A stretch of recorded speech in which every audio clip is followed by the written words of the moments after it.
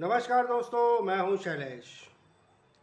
दोस्तों आइए जानते हैं आज का जो टॉपिक बहुत ही इंटरेस्टिंग है कि ध्यान के कितने फ़ायदे होते हैं। वैसे तो ध्यान के बहुत सारे फ़ायदे होते हैं, लेकिन सबसे बड़े 3 फ़ायदे जो मैं आज आपको कहूँगा।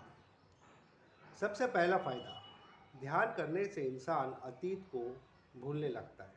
यानी पास्ट टेंस में जो भी चीज़ होती है, इंसान ज़िंदगी भर सोचते रहता है, मेरे साथ ये हुआ, वो हुआ, अच्छा हुआ, बुरा हुआ। लेकिन ये माइंड से कभी जाता नहीं है, डिप्रेशन आ जाता है। तो अतीत को भूलना बहुत ज़रूरी है। तो इंसान क्या करता है, फिर डिप्रेशन में कोई भी गलत स्टेप्स ले लेता है। तो ध्यान का जो सबसे पहला फ़ायदा है कि अतीत को भूल जाता है और प्रेजेंट में जीना शुरू करता है। ये है सबसे बड़ा फ़ायदा। फ़ायदा नंबर 2 कि ध्यान करने से शांति और सुकून का एहसास होता है। इंसान जब प्रेजेंट में जीता है तभी शांति और सुकून का एहसास हो सकता है। तो ये एक पर दूसरा डिपेंड है। फ़ायदा नंबर 2, शांति और सुकून का एहसास होता है।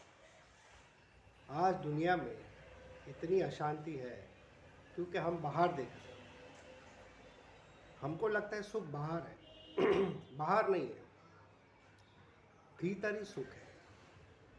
अंदर इतना सुख है कि सुख का झरना बहता है, लेकिन हम आंखें बंद करके बैठते ही नहीं।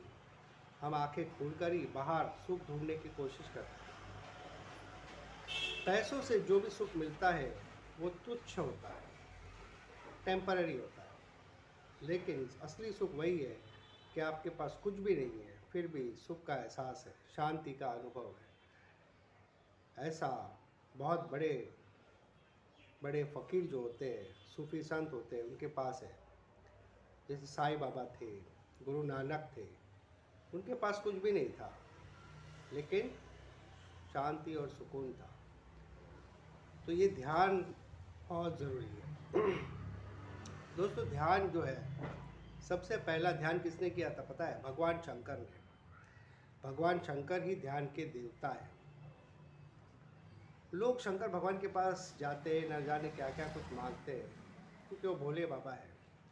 लेकिन दोस्तों, इस पृथ्वी पर अगर कोई पहले आया है, मुझे लगता है वो शंकर भगवान ही आए हैं। और ध्यान की शुरुआत उन्होंने ही की। उसके बाद बुद्ध, महावीर और न जाने कितने लोग, बहुत सारे लोग एनलाइटन हो गए ध्यान के कारण। तो ये था दूसरा फ़ायदा। तीसरा फ़ायदा कि इंसान कभी भी नीडर बन जाता है। वो फ्यूचर के बारे में बिल्कुल भी टेंशन नहीं लेता। फ्यूचर का जो डर है वो ख़त्म हो जाता है, क्योंकि मेडिटेशन में उसको पता चलता है कि ये जो बॉडी है वो अलग है और वो अलग, उसकी जो आत्मा है वो अलग है। तो यही उसका सबसे बड़ा ब्रह्मास्त्र है कि उसको पता है कि ये बॉडी वो नहीं है। इस बॉडी के अंदर वो भीतर रहता ज़रूर है, लेकिन ये बॉडी उसका असली स्वरूप नहीं है। तो यही कारण है कि वो लीडर बन जाता है। जीसस क्राइस्ट को देख लो, उन पे इतने सारे अत्याचार हुए, लेकिन अंदर से वो दुखी नहीं थे, क्योंकि वो जानते हैं कि ये शरीर मैं नहीं हूँ। महावीर को देख लो, उसके कान में खिले ठोके गए। बुद्ध के पीछे पागल हाथी दौड़ाया गया। इतने सारे ऐसे एग्जाम्पल मैं आपको दे सकता हूँ। जो भीतर के स्वरूप को जानता है वही परम ज्ञानी हो जाता है।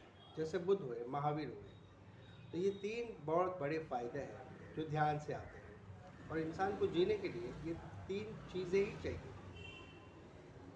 तो हमेशा ध्यान रखिए, रोज़ आधा घंटा आप मेडिटेशन कीजिए। जितना आप मेडिटेशन करोगे उतना आपको फ़ायदा होगा अपने भीतर। दोस्तों, इंडिया को छोड़ के सभी देश बचपन से, चीन हो, तिब्बत हो, जापान हो, सभी लोग बुद्ध भगवान के मेडिटेशन को अपनाते हैं। लेकिन इंडिया में बुद्ध भगवान को नकारा गया। ये बहुत ही गलत बात है। हमारे भारत के ही तो थे, नेपाल के ही तो थे, तब नेपाल अपने भारत में ही था।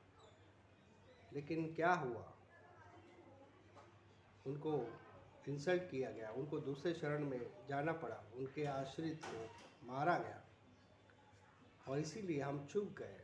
हमारा विकास कहीं नहीं हो रहा है, ना हम प्रॉपर जी पा रहे हैं, ना सुख शांति का अनुभव ले पा रहे हैं। तो आज के वीडियो में इतना ही और मेडिटेशन करना मत भूलिए। जय हिंद, वंदे मातरम।